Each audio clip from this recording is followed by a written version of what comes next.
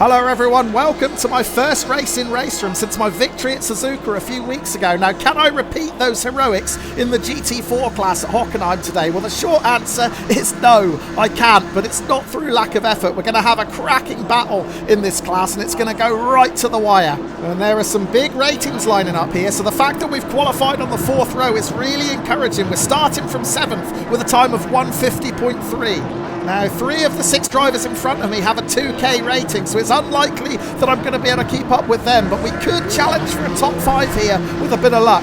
Now, avoiding any trouble in turn 1 is going to be absolutely vital. Luckily, I'm lining up on the outside, which is my preferred place to be here at Hockenheim. It gives me the option of taking to the runoff area if I need to. And you know what? I might need to, because I was a bit sluggish when the lights went green then. That's going to invite a couple of cars to challenge up the inside into the T1. Andy Weblauser in the Audi was one of them. He's gone through. There's a Mercedes on the inside too. That's Bakayadu. He's gone past as well, so we've dropped 2 positions. And we've got another Mercedes sniffing up the inside. That's Joseph Lackner as the yellow flags come out. We've lost one of the front runners, and it's Brody Steen who's crashed out. Now, Steen was one of the 2K rated drivers that I mentioned. We'll have to go back and check out a replay in a minute to see what's happened to him, but for now we're in a drag race down the Parabolica with Lackner. We may just have had 8th position ever so briefly, but Lackner's got the pace down this long straight. He's also got the inside line for the hairpin, so he's going to snatch the 8th position here. We're down to 9th. And it could very well be 10th by the time we get out of the hairpin, because Marco Nuts in the BMW is challenging as well. Nuts sticking his nose up the inside. We've got about half a car length's advantage over the BMW at the moment. We need to be brave through this fast right-hander to defend the position coming into Mercedes. We have done. And look at the 3 cars in front of us, all taking different lines through that left-hander, and the battle for 6th is really heating up. It looks like Andy Weblauser's got it at the moment. He's tucked it up the inside of Bakayadu, but now Joseph Lackner's having a look up the inside of Bakayadu as well. So Bakayadu's lost 2 positions here, but he's wide into Mobile 1 curve as well, but we're not quite close enough to capitalise, so we're going to have to stay tucked in behind these 2 Mercedes here. Bakayadu having a look back up the inside of Lackner. There's a yellow flag as well. I can't see if anyone's off. But Bakayadu has regained that 7th position. Oh, there's the driver who was on the grass. It's Bertrand Barrier, another of the 2K rated drivers. Unfortunately, we weren't quite able to get past him before he's rejoined. So now we're right on the tail of Barrier's Audi, and we're going to finish lap 1 in 9th position. Now, we know that Barrier's no slouch. He was 4th on the grid alongside Brody Steen, who also crashed out on lap 1. Where's Steen now? He is down in 16th position. Meanwhile, we've got a rather menacing looking BMW in the rearview mirror. That's Marco Nuts. Nuts moves to the inside. He's going to try and make a move into turn 2. He's surely not going to get it stopped. He slides through the smallest of gaps between Barrier and Lackner. He somehow managed to hold on to him though. Barrier gets back around him. Can we get back past him too? We're on the outside. Have we got the extra drive? It doesn't look like we have. So now I've got to decide whether to tuck back in behind that BMW or go for the pass up the inside. I think we're carrying enough extra speed to try the overtake, but I don't like being on the inside into this hairpin. We're going to have to try and keep it tight. I think we might have cut it too tight, but I'm glad we did, because it looked like Barrier came to grief on the outside line. He's behind us now, so we've gained the position, but we have earned ourselves a slowdown penalty from that off track on the inside of the hairpin. Hopefully we can spend that without too much damage being caused. If I can just coast through Mercedes, we may be able to shift that penalty. We have done, and we're still right on the tail of Marco Nuts. So no damage done from that slowdown penalty, and we've lost Lackner ahead. Lackner spins into the barrier, so that's going to promote us up to 8th. So yeah, chaotic first couple of laps here at Hockenheim. Let's go back and check out the replay to see what happened to Brody Steen. He's in the BP Ultimate BMW, and he's just going to get his rear end clip going into turn 2, and that's what spins him around. Watch the Black Lotus on the inside. That's Kenneth Pinkster. He gains 1 position from the move, but Steen's already committed to the apex. Pinkster runs out of room and clips the rear of him, and then at the end of the lap, when we saw Bertrand Barrier disappear, that was also due to contact with Pinkster.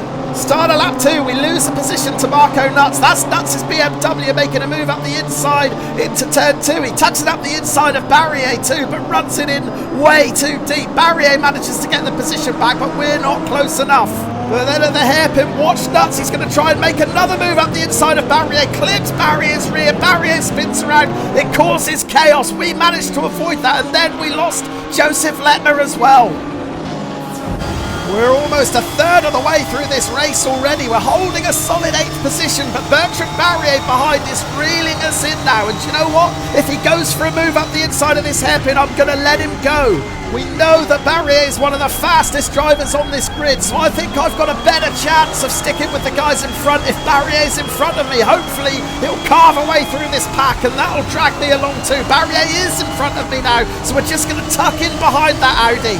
But yeah, if I'd stayed in front of Barrier and started defending to try and hold him off, it would have slowed us both down. We would have lost track with Marco Nuts, and we would have ended up being dragged into a battle with Peter Johansson and Steve Langston behind. As it is, Barrier's up to 8th, we're down to 9th, but crucially we're 1.5 seconds clear of Johansson still, and just 0.8 of a second behind Marco Nuts. So what's Barrier going to do with the BMW of Nuts now? Hopefully he can do me a favour and have a look up the inside. That's exactly what he's going for. He's running in a little bit wide, but Nuts running in even wider, and we've lost Nuts. The BMW has spun out. Is there room for us to stick a nose up the inside of Barrier? No, there isn't. Barrier slams the door shut.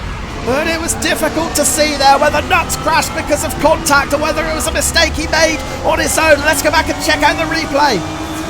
It's still pretty hard to tell from this vantage point. There's Barrier making a move up the inside. He's got room at the moment, but he's a little deep himself. And was there a bit of contact there? It looks like there might have been. It was probably the softest of touches. We'll get a better view from the onboard with Barrier. Here we go. Was there contact? Right there. It wasn't much, but it was enough to send the Beamer onto the grass. So Nuts exiting stage left put us up to 8th position, and then on the very next lap it was going to get even better. We were going to get another freebie coming through Mercedes. We see the yellow flags come out, and it's Baki Yedu. We can't even see him coming around this corner, but he was on the grass after a spin. Yeah, Baki Yedu is in 6th position, hunting down Andy Weblauser in 5th when he just got a little bit too close. Meanwhile, remember Brody Steen from that lap 1 incident? Well, he's been carving his way through the pack, and while that was going on, he was passing Peter Johansson to move into 8th. We're going to jump forward a few laps now and return to the live action with around 3.5 minutes left on the clock. I'm still in 7th position following Baki Yedu's spin, and I'm still chasing Bertrand Barrier, but Barrier has done a brilliant job of reeling in Andy Weblauser in 5th. In fact, it's got to the point now where Barrier is right on the tail of Weblauser's Audi. Now, I've been struggling to keep up with Barrier, but there's no surprise in that. He's a 2K rated driver. I'm actually really pleased with myself for keeping within a second, but we might start to close in now because these two guys are going to start taking chunks out of each other. Weblauser taking a really defensive line into the hairpin. Barrier runs it out wide. Barrier's going to try and switch back and cut it up the inside. Meanwhile, we're going to be joined by another 2K rated driver very, very shortly because Brody Steen is now within a second. But look at these two in front, side by side on the approach to Mercedes. Who's going to be the bravest into this corner? Weblauser still on the inside. There's contact. Barrier's toughed it out, so he's going to have the inside line for this right-hander. It might be Barrier's line now. Weblauser's out a little bit wide. They're still too wide as we approach the stadium section. I'm right on the tail of both of them, but there's nowhere for me to go. In fact, we run in a bit too hot. We have to take emergency action to avoid running into the rear of Weblauser's Audi, and that has invited Brody Steen to make a move up the inside. But that was a big mistake by me there. I just got sucked into that Mobil 1 curve a bit quicker than I'd planned. But yeah, let's go back and check out a replay. Not only was my vision obscured by the two cars in front, but I also picked up a toe, which gave me some extra speed. It almost caught me out. I had to back out, or else I would have collected the rear of Weblauser there. That opened up a gap on the inside for Brody Steen to dive through. We're on the penultimate lap now, and we're still within striking distance of Brody Steen. Now, normally I wouldn't say I'd got enough pace to challenge Steen, but while Steen's stuck behind Weblauser, anything can happen. Look how close we get on the exit of the hairpin. This is turning into a proper battle for 6th position now. Bertrand Barrier looks like he's got a bit of daylight in 5th position, so he might have that top 5 spot now, but 6th position is up for grabs, and Weblauser runs it in a bit too deep into Mercedes. Is that going to give Brody Steen the chance? We'll switch to the inside. Can we stick our noses up the inside of Steen? No, we can't.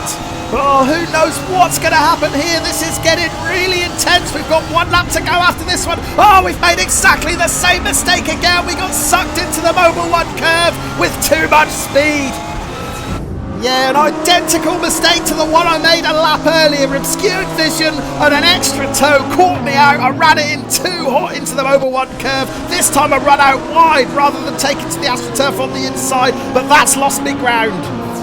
Yeah, I thought that mistake had cost me any chance of challenging for 6th or 7th position. We're more than 1 second behind Weblaser and Steen now on the very last lap. However, these two are setting themselves up for one final epic tussle. Once again, Weblaser defending with everything he's got into that hairpin. Brody Steen switches back. He's going to try and make a move up the inside. Once again, they're side by side coming into this fast right-hander. Who's going to be the bravest here? Weblaser's out onto the AstroTurf. He's not giving this one up. He's going to have the inside for Mercedes, but can he get it stopped? No, he can't. Weblaser's gone. Brody Steen almost loses it. That's going to allow us to challenge Steen. Oh, but Weblaser rejoins right into us. I tried everything I could to stop that slide, but the contact was just too heavy, and that has blown our chances of a possible top 6 here. We're going to rejoin with a few corners to go, down in 11th position. Oh, here's the replay. This is Weblaser making a move up the inside into Mercedes. He's off track at this point. Now the big question is, should he have rejoined in front of me? Was he far enough ahead to try that rejoin? He probably was, just about. It ended in tears for me.